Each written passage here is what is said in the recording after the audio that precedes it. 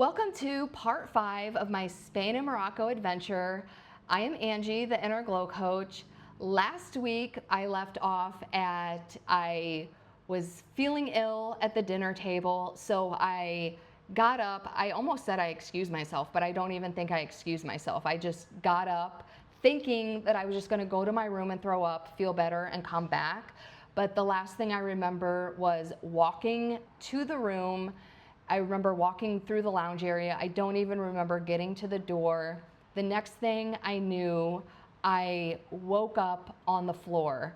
And when I woke up, I felt like I was drugged. Like my body, I couldn't really move. My thoughts were really cloudy. It honestly felt like a dream, and which is why I felt like I was drugged, because logically I knew I was half awake, but I still felt like I was dreaming.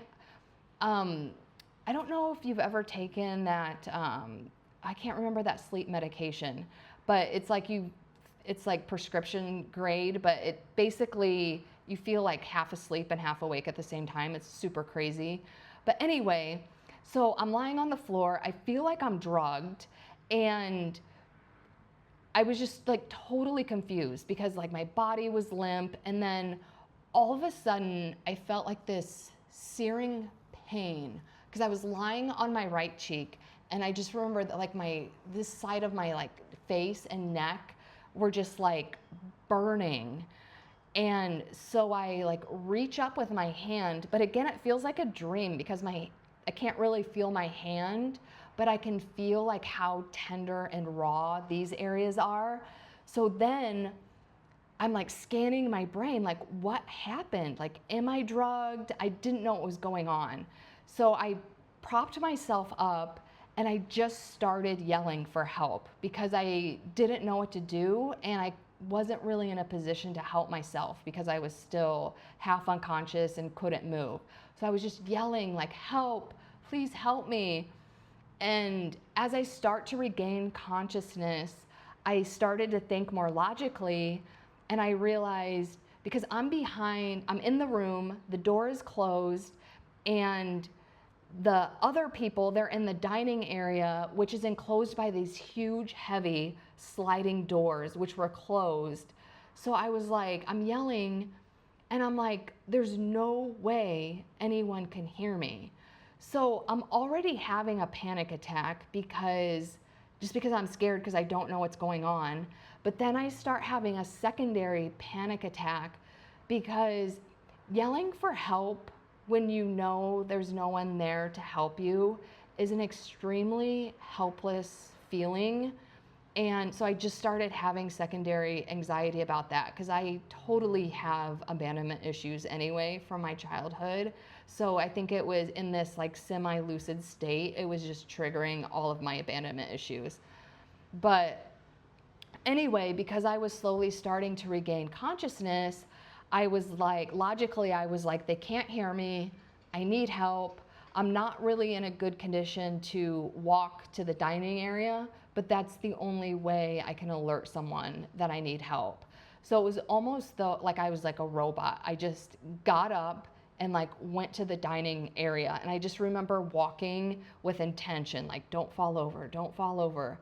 And so I got to the dining area, and then the huge heavy doors were there, but I was so proud of myself for making it there that I think that somehow gave me an extra boost of energy to open the door. And then luckily, because the table had bench seats, and the retreat owner, where she was sitting, there was an open seat, which actually might have been where I was sitting. But I just slid in next to her, and I was like, I need help. And then I immediately leave and start walking back to my room because I wanted to lay down before I passed out again, if I was going to pass out again. And she starts following me, and she's like, what is wrong? You're so pale, like you look white. And I didn't even know what to say to her because I didn't know what happened, and I didn't even know how to explain that to her. So I just start hysterically crying. I was like, I don't know. I thought I was going to throw up, but I blacked out and woke up on the floor.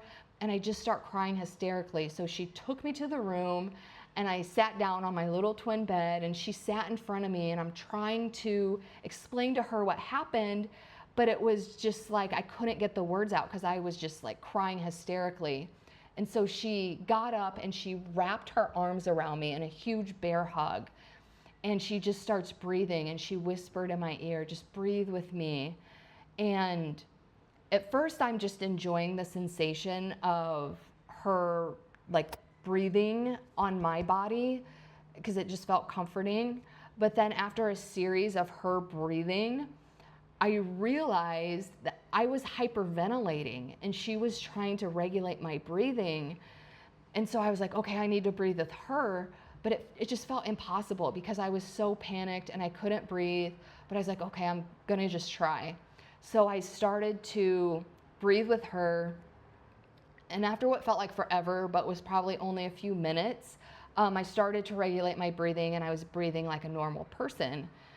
So once I started breathing regularly, I tried to explain to her what happened, but I didn't know. I was like, we were sitting there, I got up, I thought I was going to throw up, but I woke up on the floor and she was like, did you hit your head? And I was like, I have no idea. Like it wasn't sore, but I was like, my face and neck are sore. And she looked at my neck and she was like, I think you hit the door because you have a handle mark on your neck. And then she was like, oh, and your ear is bleeding a little bit. And I reached up to my ear, and that's when I realized that I wasn't wearing earrings. And the thing about that was, I was at dinner, I was wearing hoop earrings. So I was like, I said this out loud, I was like, where are my earrings? And we like both look around, and my earrings were on the nightstand. One of them was totally bent out of shape and had a chunk of skin on it, which was the skin like between my earlobe and my head, because that's what was bleeding.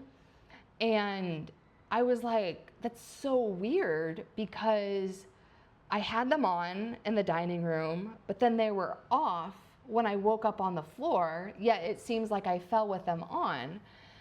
And then I panicked because I'm like, where are my glasses? And again, we look around the room and my glasses were on the bed, totally unscathed. So I must have taken those off before I fell as well. Oh, and I think I said, oh, I must have took them off before I threw up. And she was like, you threw up?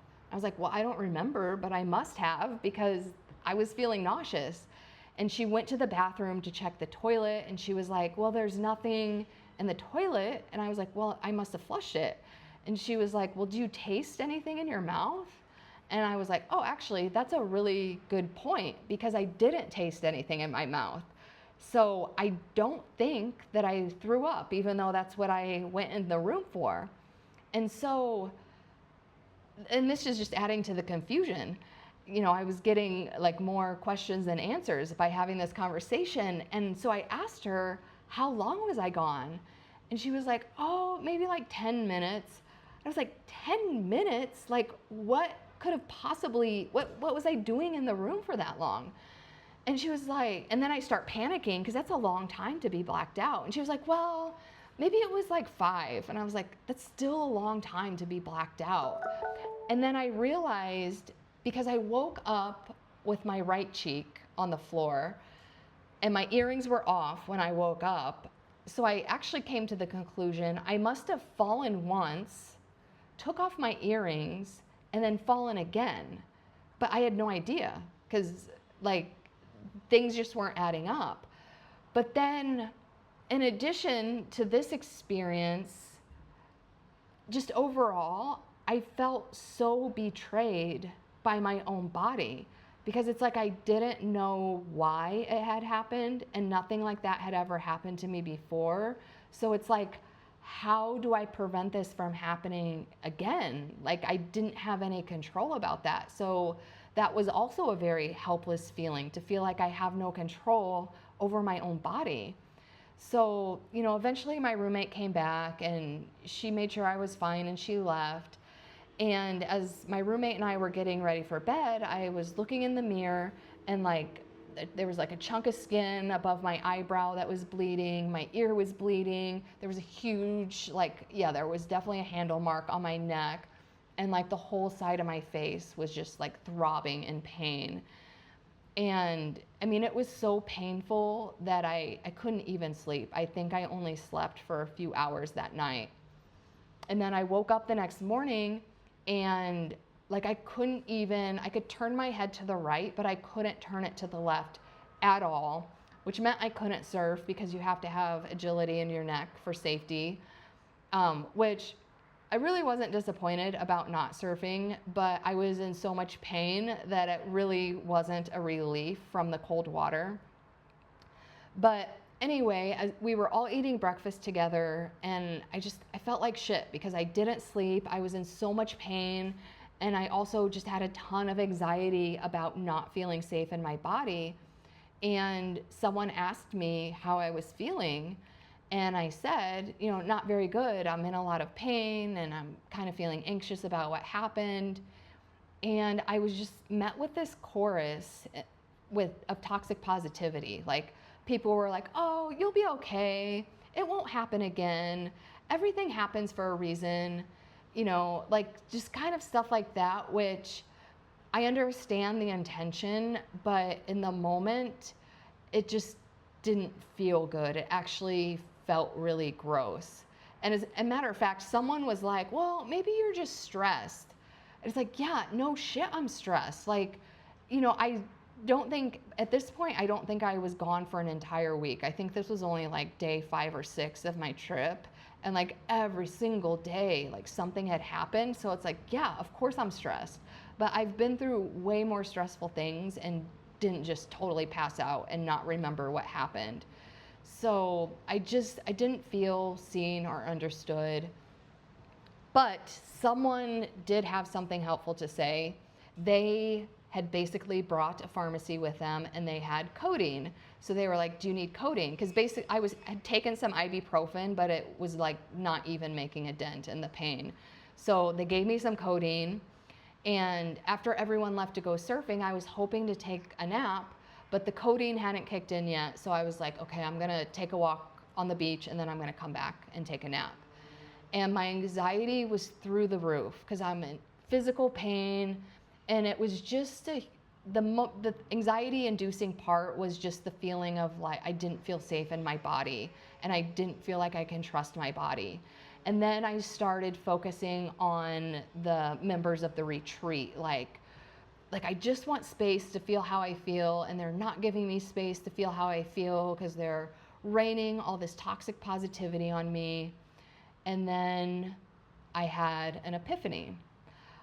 I had not been giving myself space to feel how I felt because, again, like I don't even think I had been gone for an entire week. And it's like my flight was delayed and I had to spend the night in Germany. So I missed almost a full day in Spain, and I still had to pay for my hotel room in Spain. And I messed up the bus, so I had to pay $200 for an Uber. And then the employee at the hotel was trying to make his problem my problem. And the lady on the plane was trying to make her problem my problem.